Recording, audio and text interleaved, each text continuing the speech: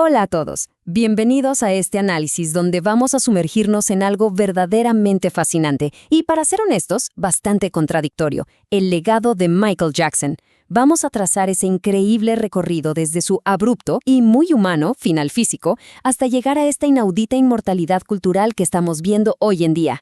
Así que, sin más preámbulos, entremos de lleno en los datos. Imagínense esto por un segundo, porque el contraste es simplemente asombroso. Por un lado, tenemos la fría y trágica realidad de su fallecimiento en el año 2009.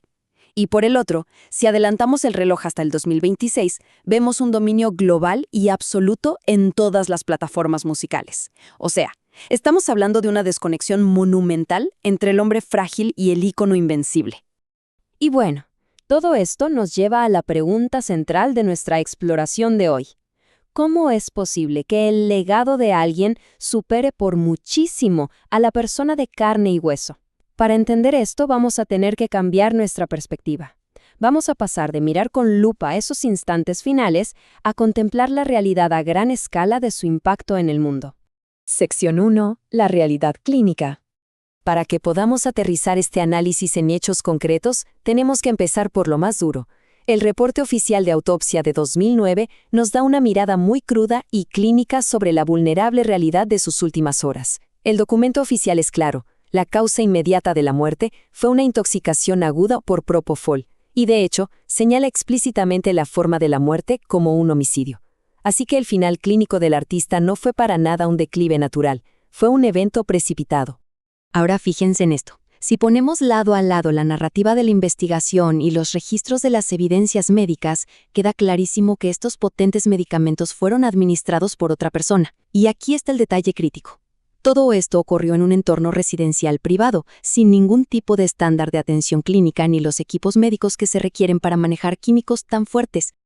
Y la clave aquí es el volumen. La cantidad y variedad de compuestos que encontraron en la residencia es francamente abrumadora. Estamos hablando de una mezcla que va desde sedantes como midazolam y lorazepam hasta el mismísimo anestésico quirúrgico propofol. Esto expone al máximo la fragilidad de nuestra biología porque nos indica que se estaba llevando a cabo una intervención médica sumamente intensa y compleja, totalmente fuera de las puertas de un hospital. Sección 2. Un legado de donaciones. Pero bueno, alejándonos un poco de esos días tan oscuros, hay otro pilar fundamental que cimentó su impacto a largo plazo y que de hecho moldeó la forma en que las celebridades de hoy en día manejan la caridad. Las estimaciones indican que donó más de $500 millones a causas benéficas a lo largo de su vida.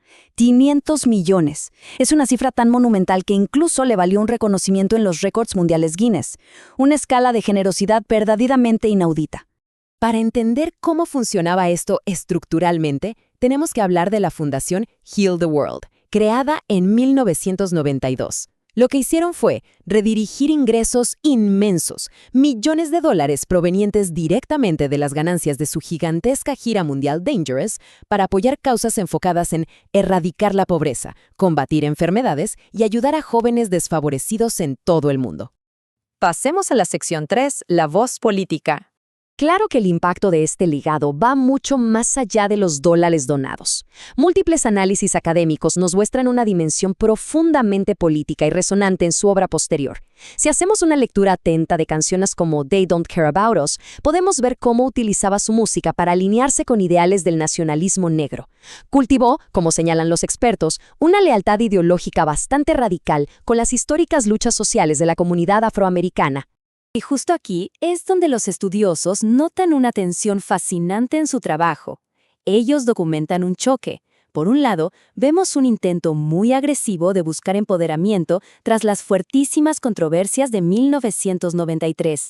Pero, por otro lado, esa postura chocaba con su propia identidad pública, la cual era superfluida y posmoderna. Básicamente, vemos a una figura pública utilizando el arte para intentar navegar y sobrevivir a una inmensa presión sociopolítica. Finalmente, llegamos a la sección 4, el renacimiento global. Brindemos a la actualidad. Décadas después de esas controversias y de su fallecimiento, el impacto cultural se ha desprendido por completo del ser humano físico. Y los datos del 2026 son literalmente una locura. La película biográfica Michael ha recaudado más de $577 millones en todo el mundo. Con esto, destronó oficialmente a Bohemian Rhapsody, convirtiéndose en la película biográfica musical más taquillera en la historia de Norteamérica. Y como se imaginarán, este éxito en las salas de cine fue como echarle gasolina al fuego en las plataformas de streaming. Su catálogo alcanzó el número 1 en los rankings globales diarios de Spotify, superando en volumen de reproducciones a gigantes de hoy en día como Bad Bunny. Nada más y nada menos que 16 de sus canciones clásicas se metieron en los rankings globales. Billie Jean escaló hasta el puesto 17 en el Hot 100 y el histórico álbum Thriller volvió a la cima del Billboard en su categoría. Todo esto casi 20 años después de su partida.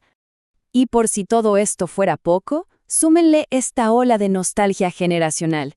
Una nueva colaboración acaba de colocar a Michael Jackson y a Madonna juntos en el Billboard Hot 100 al mismo tiempo. Para ponerlo en perspectiva, esto es un evento que no se veía desde hace más de 22 años. Es historia musical repitiéndose en tiempo real.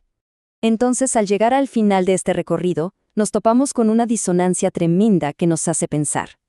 ¿Cómo contrasta el final microscópico y trágico que vimos en un reporte de autopsia con esta inmortalidad cultural absolutamente inalcanzable?